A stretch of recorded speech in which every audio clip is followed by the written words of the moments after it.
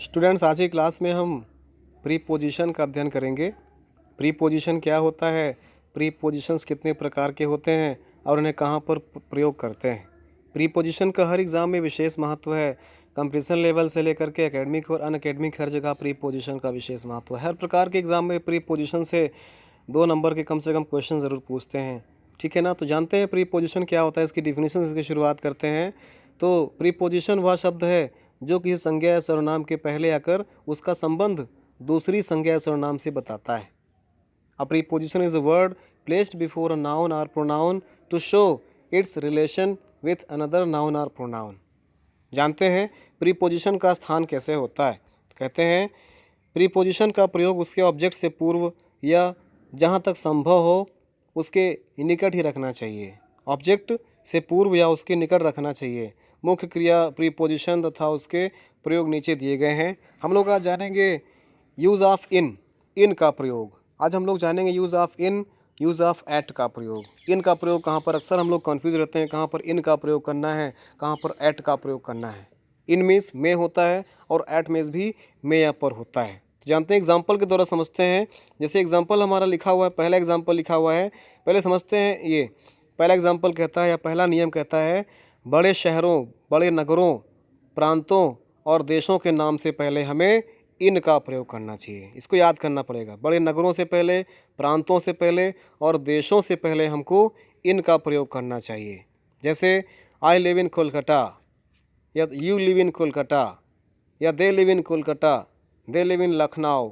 इस प्रकार से बड़े शहर हैं, बड़े नगर हैं। I live in Kanpur, I live in Allahabad, ये बड़े शहर हैं। इसके लिए हम लोग यहाँ पर इन का प्रयोग करते हैं। तो यू लिव इन कोलकाता, तुम कोलकाता में रहते हो, तुम कलकत्ता में रहते हो। Kolkata is a big city, इसलिए यहाँ पर हमने इन का प्रयोग किया है।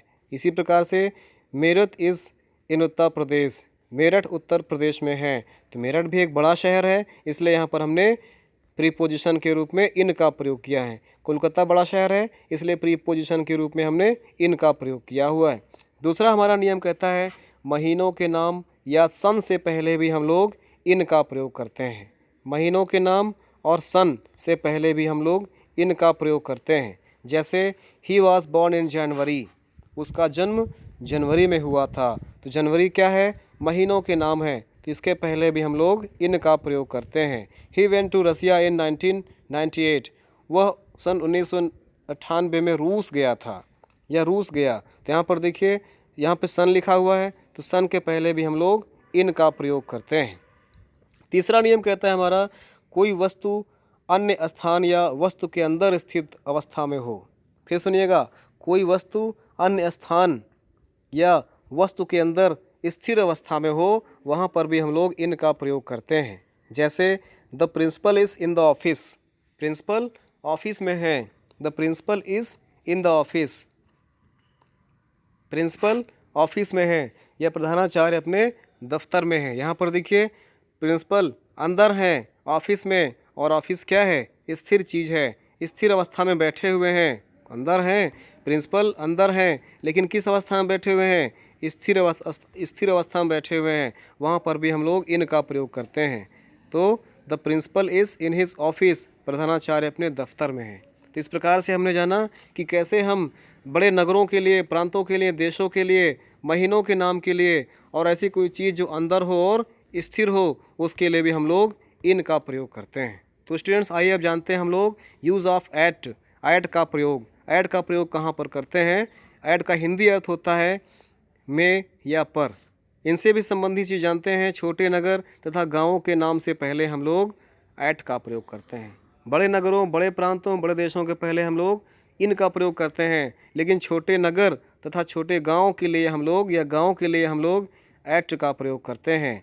जैसे my brother lives at Rampur, my brother lives at Shahpur Tikri, my brother lives at Karari, my brother lives at Kaushambi.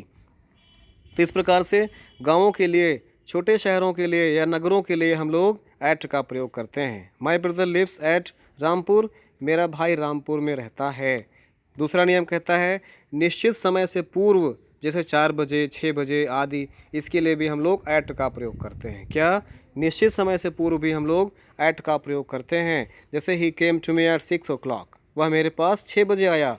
He came to me at 6 o'clock, वह मेरे पास 6 बजे आया, 6 बजे आया। तीसरा नियम कहता है noon, sunrise, midday, midnight, daybreak से पूर्व भी हम लोग एट का प्रयोग करते हैं। जैसे the birds fly at daybreak, चिड़िया दिन निकलने पर उड़ती हैं। The birds fly at daybreak, चिड़िया दिन निकलने पर उड़ती हैं। चिड़िया दिन निकलने पर उड़ती हैं, चिड़िया सुबह होने पर उड़ती हैं। तो इस प्रकार से हमने जाना एट का प्रयोग छोटे नगरों के लिए, गाँव के लिए होता है, निश्चित समय के लिए भी होता है, और noon, sunrise, midday, midnight और डे ब्रेक से पूर्व भी हम लोग एट का प्रयोग करते हैं। तो so guys, next most important prepositions का प्रयोग हम लोग नेक्स्ट की वीडियो में करेंगे। तब तक के लिए thanks for watching the video. जय हिंद, वंदे मातरम।